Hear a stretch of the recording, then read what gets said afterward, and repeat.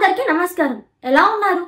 India Geography గురించి ఒక ప్రత్యేకత ఏమిటంటే ఇక్కడ మీకు అన్ని రకాల ఫిజియోగ్రాఫిక్ డివిజన్స్ కనిపిస్తాయి.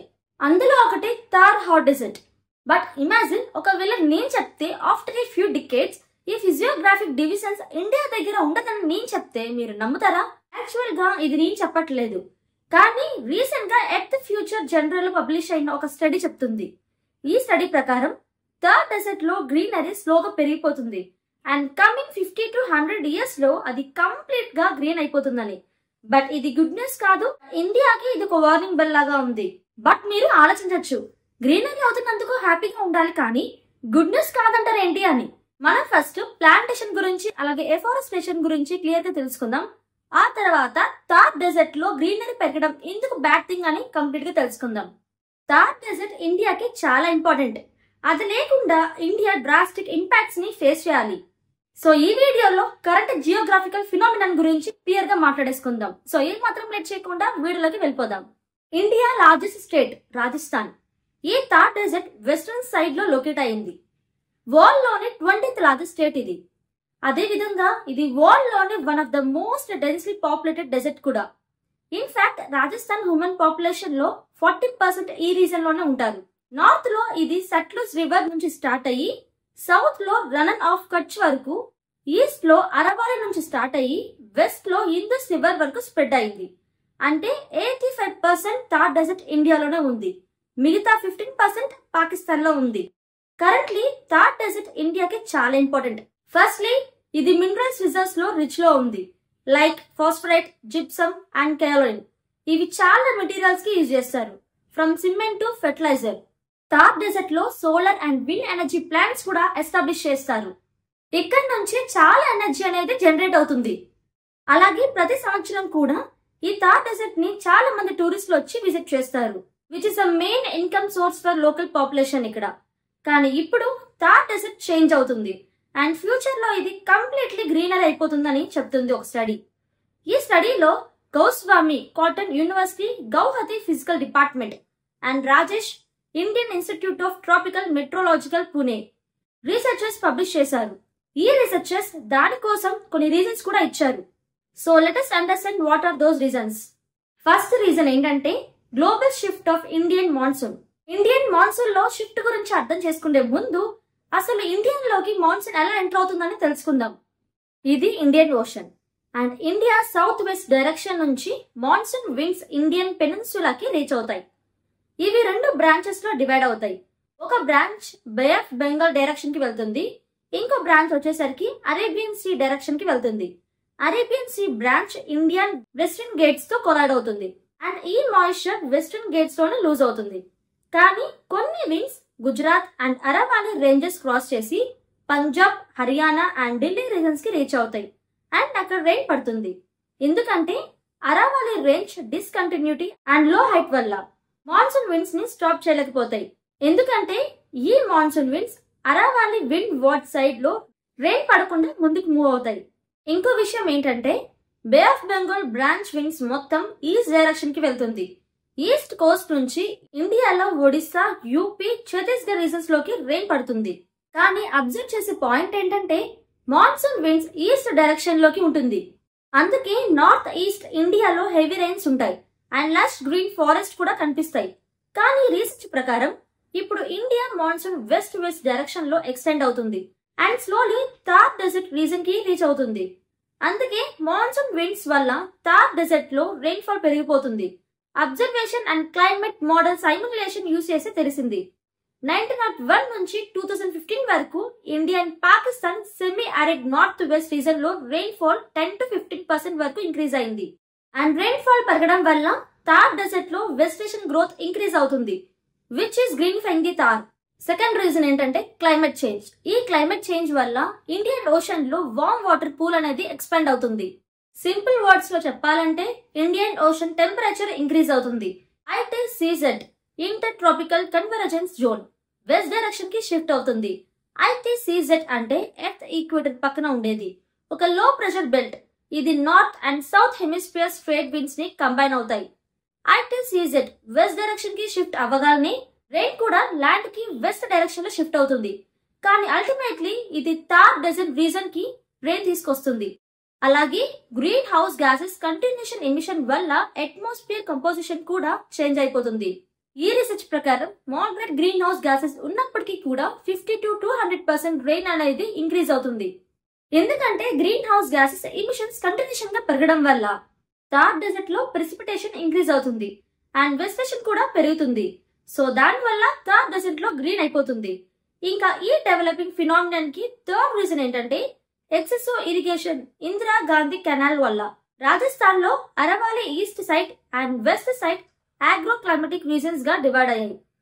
వెస్ట్రన్ రీజన్ లో రెయిన్ ఫాల్ 25 సెంటీమీటర్స్ కన్నా తక్కువ ఉంటుంది అండ్ అక్కడ వాటర్ అవైలబిలిటీ కూడా లిమిటెడ్ గా ఉంటుంది. ఇరిగేషన్ కి రిసోర్సెస్ కూడా లేవు. అంతేకాకుండా క్రాప్ ప్రొడక్షన్ కూడా తక్కువ ఉంటుంది. ఆ రీజన్ లో government Indira Gandhi canal project announce చేసింది అండ్ కన్స్ట్రక్షన్ 1952 లో స్టార్ట్ అయ్యి 1983 లో కంప్లీట్ అయింది. ఇందిరా గాంధీ కెనాల్ హరికే బ్యారేజ్ నుండి పాస్ అయ్యి Beas and Sutlej rivers confluence నుండి బద్మిహార్, బికానీర్, హనుమాన్గర్, జైసల్మీర్, జోధ్పూర్, శ్రీ గంగానగర్ డిస్ట్రిక్ట్స్ లో క్రాస్ అవుతుంది. ఇందిరా గాంధీ కెనాల్ వల్ల ఈ రీజన్ లో అగ్రికల్చర్ ప్రొడ్యూస్ షార్ప్ గా ఇంక్రీజ్ అయింది. 1956 లో ఈ స్టేట్ లో only 12.7% gross crop area irrigated గా ఉంది. కానీ ఇది 1990 లో 24.9% కి ఇంక్రీజ్ అయింది. అలాగే Indira Gandhi canal Rajasthan arid reason యొక్క ఓవరాల్ ఎకనామిక్ డెవలప్మెంట్ కి ఒక బేస్ ఇచ్చింది. దీనివల్ల డ్రింకింగ్ వాటర్ ప్రాబ్లం ఈ రీజన్ లో సాల్వ్ అయిపోయింది. రెయిన్ఫాల్ మీద ఈ అగ్రికల్చర్ డిపెండెన్స్ కూడా తగ్గింది. రిజల్ట్ ఏంటంటే ఇక్కడ పాపులేషన్ ఇంక్రీజ్ అయింది అండ్ లివింగ్ స్టాండర్డ్స్ కూడా ఇంప్రూవ్ అయ్యాయి. ఇవన్నీ బెనిఫిట్స్ అయినా కూడా ఇందిరా గాంధీ కెనాల్ థార్ డెజర్ట్ బయోడైవర్సిటీకి కూడా చాలా డ్యామేజ్ ఇచ్చింది. డెజర్ట్ లో స్పెషల్ ఫ్లోరా అండ్ ఫన్నా ఉన్నాయి. అవన్నీ కూడా యూనిక్ ఫిజికల్ కండిషన్స్ వల్ల. కానీ ఇందిరా గాంధీ కెనాల్ వల్ల ఇక్కడ వాటర్ అవైలబిలిటీ ఇంక్రీజ్ అయింది అండ్ దాని వల్ల ఇరిగేషన్ ఈజీ అయింది. అగ్రికల్చర్ కూడా పెరిగింది which led to drastic change in vegetation. దీని వల్ల థార్ డెజర్ట్ కంటిన్యూస్ గా గ్రీన్ అయిపోయింది. ఇక్కడ ఓవరాల్ ఇరిగేషన్ వల్ల water logging, saltation and underground imbalance effects కూడా వచ్చింది. Particularly Ganganagar, Hanumangarh and Bikaner districts లో. గంగానగర్ డిస్ట్రిక్ట్ లో ఫ్లోరాలో 21% చేంజ్ జరిగింది. అలాగే ఫౌనా కంపోజిషన్ కూడా మారిపోతుంది. ఇవి సరిగ్గా థార్ డెజర్ట్ స్ట్రక్చర్ చేంజ్ అవ్వడానికి ఫిఫ్త్ రీజన్ ఇన్వేసివ్ స్పీసీస్. 1980 నుండి 2000 వరకు సెంట్రల్ అమెరికా నుండి ఒక ప్లాంట్ స్పీసీస్ థార్ డెజర్ట్ లో ఇంట్రొడ్యూస్ చేశారు. ఈ ప్లాంట్ పేరు ప్రోస్పోసిస్ జూలిఫరా అండ్ లోకల్ లాంగ్వేజ్ లో కికర్ ఆర్ బిల్ యాటి బబుల్ అని పిలువబడుతుంది.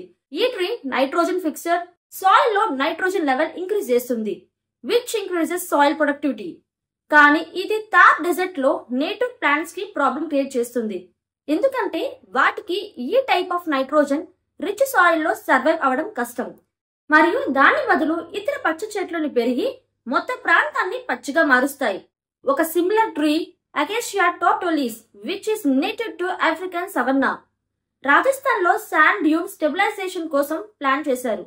జంతువులు సడలిన ఇసుకలో ఉండే గూళ్ళ వల్ల ప్రతికూలంగా ప్రభావితమయ్యాయి. ఉదాహరణకు ఎడారిలో నివసించే ఇసుక పిట్టలు మరియు పామ వంటి పాకలు. అంతేకాకుండా థార్ ఎడారిలో కనిపించే జంతువులకు తెరిచిన ప్రదేశాల్లో నివసించడం అలవాటు. ఇక్కడ వారు తమ ఆహారాన్ని గుర్తించి చంపగలరు. అయితే ముక్కజాలం కారణంగా ఈ అడవి జంతువుల జీవనమే ప్రమాదంలో పడింది. ఇక్కడ పనిచేస్తున్న పరిశోధకులు ఈ తీసుకొస్తున్న వర్గాలను తొలగించాల్సిన అవసరం ఉందని విశ్వసిస్తున్నారు. తద్వారా ఇక్కడ పర్యావరణ వ్యవస్థను రక్షించవచ్చు. సిక్స్త్ రీజన్ ఏంటంటే effective water management practices. Rajasthan లో థార్ డెజర్ట్ రీజన్ లో వాటర్ కి ఎక్స్ట్రీమ్ స్కార్సిటీ ఉంది. అందుకే ఇక్కడ వాటర్ మేనేజ్ చేయడం మరియు కన్సర్వ్ చేయడం చాలా ఇంపార్టెంట్. ఇక్కడ villages effective and traditional water management and conservation process ని అడాప్ట్ చేశారు. ఉదాహరణకు కొన్ని విలేజెస్ గ్రాస్ ల్యాండ్ లో షాలో ఆర్టిఫిషియల్ పాండ్స్ క్రియేట్ చేశారు. ఈ పాండ్స్ మంత్స్ నుండి ఒక ఇయర్ వరకు వాటర్ స్టోర్ చేయగలవు. అలాగే ఇంకో వాటర్ హార్వెస్టింగ్ స్ట్రక్చర్ ఉంది. దాన్ని కహిదిన్ అని పిలువబడుతుంది. ఈ స్ట్రక్చర్ డిస్టెన్స్ నుండి చూసేటప్పుడు ఫ్లాట్ ల్యాండ్ గా కనిపిస్తుంది. సర్ఫేస్ లో కూడా కొన్ని మాయిశ్చర్స్ ఉంటుంది. కానీ డిస్టెన్స్ లో సాయిల్ డ్యామ్ ఉంటుంది. హైట్ 1 మీటర్ కన్నా తక్కువ ఉంది అండ్ అది చాలా మీటర్స్ వరకు ఎక్స్టెండ్ అవుతుంది. మాన్సూన్ రెయిన్ వల్ల కహీదిన్ వాల్ వాటర్ ఫ్లోయింగ్ ని బ్యారియర్ లాగా యాక్ట్ చేస్తుంది. ఇప్పుడు కహీదిన్ ఒక సైడ్ మాన్సూన్ రెయిన్స్ వల్ల వాటర్ లో సబ్మెర్జ్డ్ అవుతుంది అండ్ మాయిశ్చర్ రిటైన్ చేస్తుంది. రాజస్థాన్ లో వాటర్ మేనేజ్మెంట్ టెక్నిక్స్ కూడా ఉన్నాయి. రీసెర్చర్స్ ఈ టెక్నిక్స్ కి తార్ ని గ్రీనిఫై చేయడంలో హెల్ప్ చేయొచ్చు అని చెప్తున్నారు. ఇప్పుడు క్వశ్చన్ ఏంటంటే, తార్ డెజర్ట్ గ్రీన్ అయిపోతే ఏం జరుగుతుంది? మీరు తెలుసుకోవాలి. తార్ డెజర్ట్ గ్రీన్ గా మారితే భారతదేశంలో వర్షాకాలం బలహీనంగా ఉండే అవకాశాలు ఉన్నాయి. కానీ ఎలా? ఇప్పుడు మనం తెలుసుకుందాం. ఇది తార్ డెజర్ట్. ఇక్కడ సమ్మర్ సీజన్ లో టెంపరేచర్స్ చాలా ఎక్కువగా ఉంటాయి. హై టెంపరేచర్ వల్ల ఎయిర్ మాలిక్యూల్స్ తార్ డెజర్ట్ లో వార్మ్ అవుతాయి. వార్మ్ అయిన ఎయిర్ మాలిక్యూల్స్ పైకి ఎగరడం ప్రారంభిస్తాయి అండ్ సర్ఫేస్ లో ఎయిర్ మాలిక్యూల్స్ తగ్గిపోతాయి. ఇది లో ప్రెషర్ జోన్ క్రియేట్ చేస్తుంది.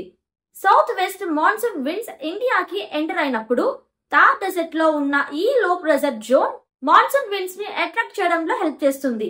విండ్స్ హై ప్రెషర్ జోన్ నుండి లో ప్రెషర్ జోన్ కి మూవ్ అవుతాయి. ఇప్పుడు ఒక సిచ్యువేషన్ ఇమేజ్ చేసుకోండి. తార్ అనేది పచ్చగా అయిపోతే ఈ సిచ్యువేషన్ లో తార్ లో ఉన్న వెజిటేషన్ వల్ల తార్ టెంపరేచర్ సమ్మర్ సీజన్ లో ఎక్కువ ఇంక్రీజ్ అవ్వదు and extreme low pressure zone కూడా ఫామ్ అవ్వదు. అప్పుడు Thar desert south west monsoon winds ని అట్రాక్ట్ చేయలేకపోతుంది. అందుకే మాన్సూన్ విండ్స్ ప్యాటర్న్ ఇండియాలో చేంజ్ అవ్వచ్చు. ఒకవేళ తార్ డెజర్ట్ అనేది పచ్చగా మారిపోతే డెజర్ట్ ఎకోసిస్టమ్ కూడా డిస్ట్రాయ్ అవుతుంది. ఇప్పుడు క్వశ్చన్ ఏంటంటే, తార్ డెజర్ట్ గ్రీనిఫికేషన్ ని స్టాప్ చేయొచ్చా? మ్యాన్ మేడ్ రీజన్స్ ని ఎలిమినేట్ చేసి తార్ డెజర్ట్ గ్రీనిఫికేషన్ ప్రాసెస్ ని స్లో చేయొచ్చు. కానీ ఈ ప్రాసెస్ ఎలా చేయాలంటే, తార్ డెజర్ట్ లో లోకల్ పాపులేషన్ కి హార్మ్ అవ్వకుండా India or Thar biodiversity protect చేయాలి. ఉదాహరణకి తార్ డెజర్ట్ లో ఎక్స్టెన్సివ్ ఇరిగేషన్ ని కొంచెం చెక్ చేయొచ్చు. అలాగే ఇన్వెసివ్ స్పీసెస్ ని తార్ డెజర్ట్ నుండి తెచ్చుకోవాలి. సో దట్ ఇక్కడ ఉన్న నేటివ్ బయోడైవర్సిటీని ప్రొటెక్ట్ చేయొచ్చు. ఈ విధంగా ఇండియాస్ ఫిజియోగ్రాఫిక్ డివిజన్ యొక్క ప్రీషియస్ హెరిటేజ్ ని సేవ్ చేయొచ్చు. కానీ ఫ్రెండ్స్, ఇవి బేసిక్ సొల్యూషన్స్ మాత్రమే. ఇవి తక్కువ. రీసెర్చర్స్, ఎక్స్పర్ట్స్ మరియు గవర్నమెంట్ కూడా కూర్చొని ఈ ప్రాబ్లం ఎలా సాల్వ్ చేయాలని ఎంఫసిస్ చేయాలి. ఒక side Rajasthan or Thar local population ఉంది. ఇంకొక సైడ్ ఇండియాస్ మాన్సూన్స్ మరియు తార్ ఎకాలజీ ఉంది. ఈ రెండింటి బ్యాలెన్స్ చేయడం చాలా ఇంపార్టెంట్. సో ఫ్రెండ్స్, మీ సజెషన్స్ ని కామెంట్ సెక్షన్ లో మర్చిపోకుండా షేర్ చేయండి. సో ఇంతవరకు వీడియో చూసిన తర్వాత మీకు ఈ వీడియో నచ్చితే మర్చిపోకుండా లైక్ చేయండి. అలాగే చాలా మందిని షేర్ చేయండి మీ ఫ్రెండ్స్ కి.